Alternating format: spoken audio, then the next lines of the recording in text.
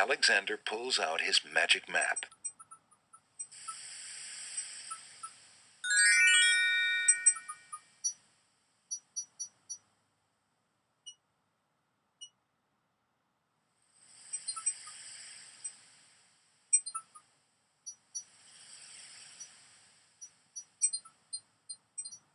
Alexander feels a strange pulling sensation.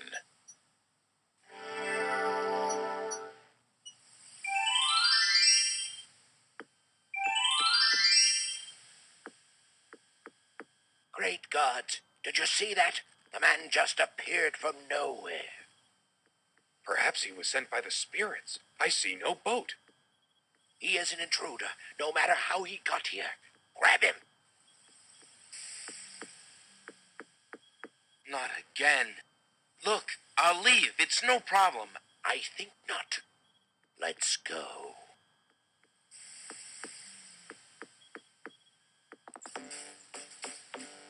Alexander is frozen at the spectacle before him. Robed figures are gathered around a bonfire. Some mystical ceremony is taking place, but as to its purpose, Alexander has no clue.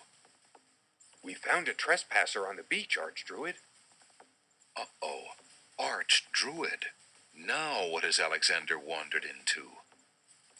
This must be the foreigner we were warned about. How appropriate that he should come during our rain festival. Place him in the sacrificial cage. Wait!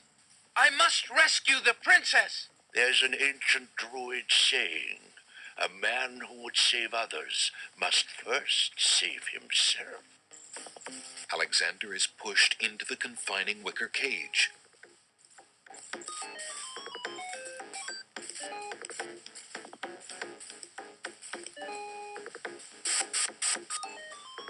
And the cage is swung out over the bonfire.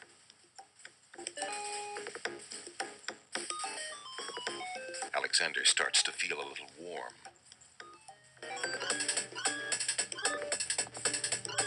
The bottom of the cage is getting uncomfortably hot. This cage is really hot. Fire in the cage. Alexander pulls out Beauty's old slave clothes, desperate to beat out the flames. The flame is extinguished, but the clothes themselves burn to cinders. Alexander won't be able to keep the cage from igniting for long. The heat and movement must have jarred something. Something that Alexander's carrying is starting to jiggle around. Egad, something's really percolating. The water in Alexander's lamp is hot. It's just about boiling.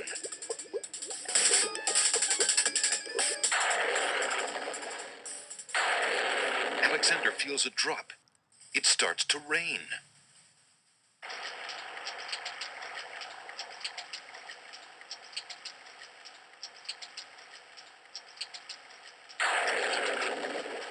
That man is a powerful nature wizard. By the sacred oak, let him down!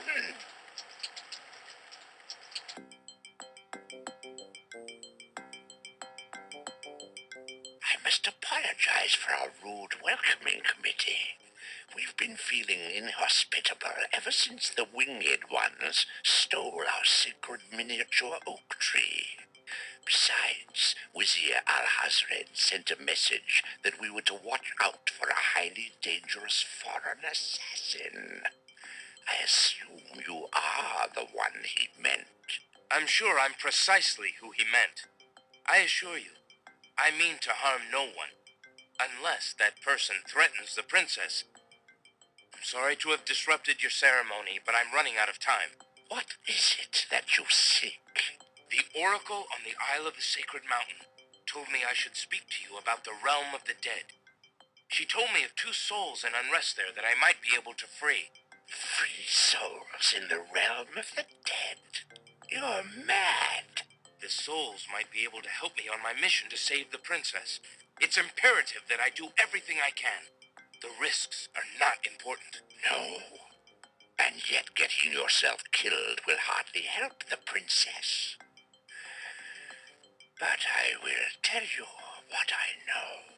Legend has it that it is the right of any human to challenge the Lord of the Dead in order to save his own life or the life of another already past. But the knowledge of how to do this was lost centuries ago. I have only heard of one who tried it, a young knight who came to the land of the Green Isles from a distant land long ago. According to the story, he was determined to challenge the Lord of the Dead for the soul of his dead lover. It is said that he tamed the Lord of the Dead's horse, a black-winged, demon-hearted beast named Nightmare. Nightmare sometimes flies to the human world to feed on certain noxious plants. Those unfortunate enough to see her are glad to escape with their very souls intact. Somehow the knight captured Nightmare and rode off on her back, supposedly to the realm of the dead. But neither the knight nor his lover ever returned. If there was a means for challenge, it was lost with the night. I see. Can you tell me anything about the Lord of the Dead? That is a blacker matter still. To the druids, he is Samhain, lord of coldness and despair. Samhain was once a man like you or I, but he insulted the gods and was sentenced to rule the underworld. Immortal he is and mateless, robbed of sleep, robbed of movement, robbed of companionship. It is said that he hates all mortals even more for the mortality that he lost. That is all I know. Interesting. I shall remember. Now look how the oak embers of our bonfire still glow hot despite the rain. If you're bent on your course, you'll need courage that's just as impervious to the chill. May your luck last longer than your storm, brave one. May it indeed. Thank you, Archdruid.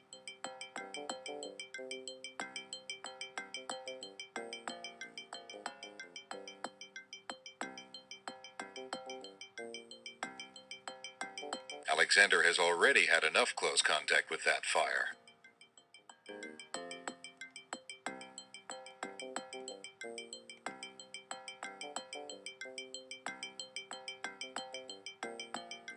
Alexander scoops up some of the red-hot embers in the ancient human skull.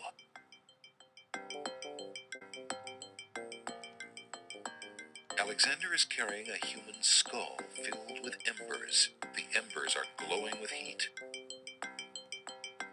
Alexander is carrying an old, battered hunter's lamp. The lamp is empty.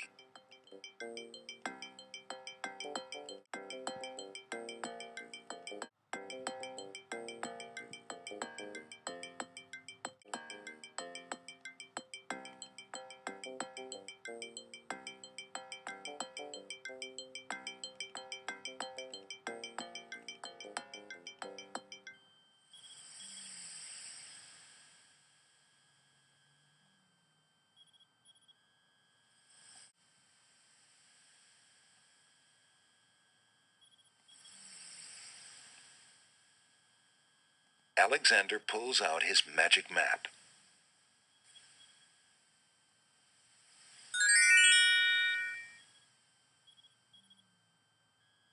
Alexander feels a strange pulling sensation.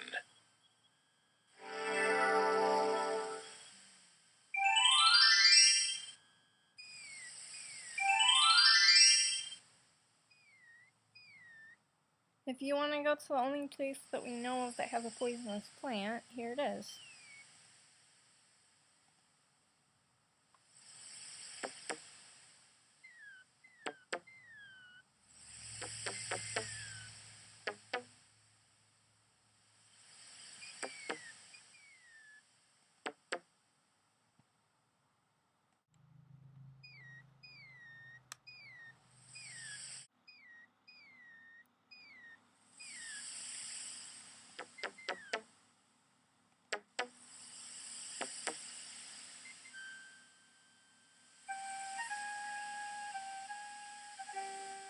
Alexander arrives at the top of the cliffs, somewhat winded after his long but uneventful climb.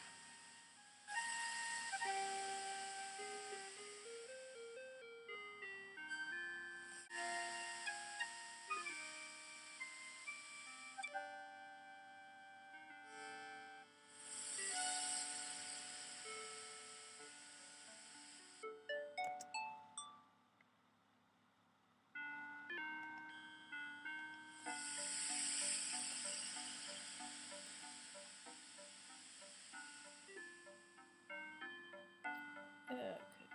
Just see it there.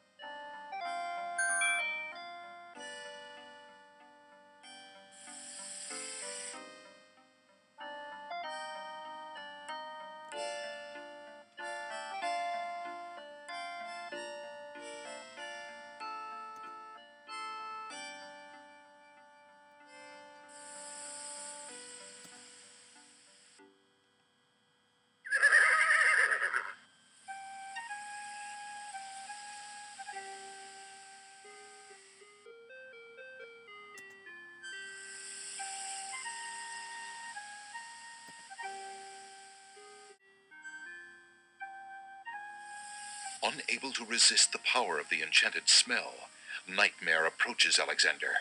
Her eyes appear glassy and sightless. In her hypnotized state, she is unaware of the humans so close to her flank, or of anything at all except that marvelous smell. Now ride!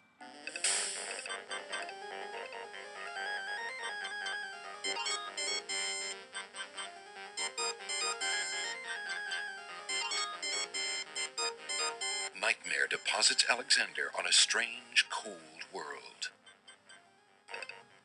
And some of the inhabitants don't look too friendly.